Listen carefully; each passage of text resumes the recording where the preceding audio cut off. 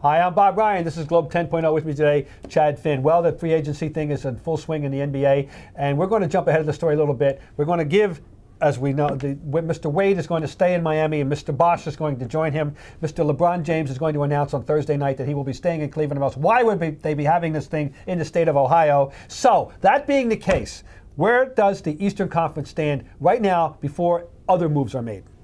Well, I want to see what the Celtics do because I still think of them as the odds-on favorite in the East. You do? I do. I mean, they did their thing this year where they kind of coasted through the last two-thirds of the schedule, but they took out Orlando and Cleveland. They're the belt holder as far as I'm concerned. Well, they're going to get something mid-level. We don't know whether it's going to be. All right, that's fine. Let's move on to Chicago. So far, if they didn't get LeBron, they didn't get Bosh, didn't get Wade, but they've got a lot of money now to throw. They're going to overpay somebody, right, or a couple of somebodies to join the club. As they're presently constituted, with what's left out there, do you think there's anybody they can add to make them a real contender? I don't know what the plan B is for them. Is it a guy like Ray Allen who's kind of lingering remember, out there? Heinrich was let go because they wanted to clear the cap space, so they would have a need. They do have a need for a shooting guard. I think they really thought they were going to get Wade. He played them up pretty big. He's a Chicago guy. Kid, yeah.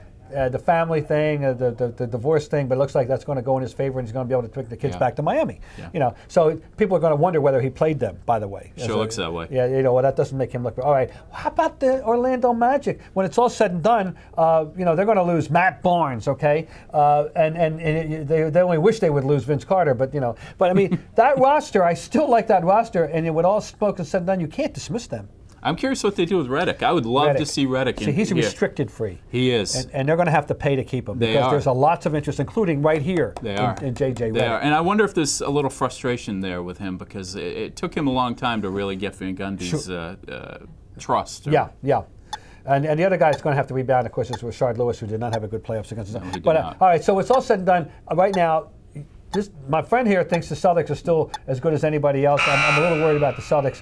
And then quickly, Cleveland with LeBron, but what they've got, how much they got to. They need to do more, do they not? Does Byron Scott make a difference over Mike Brown? Somewhat. He does. I think he does. I think LeBron's going to respond very well to Byron Scott. They can't be done, by the way. They are mid-level or something. They got to do something. So there we are. Temporarily, that's where the East looks.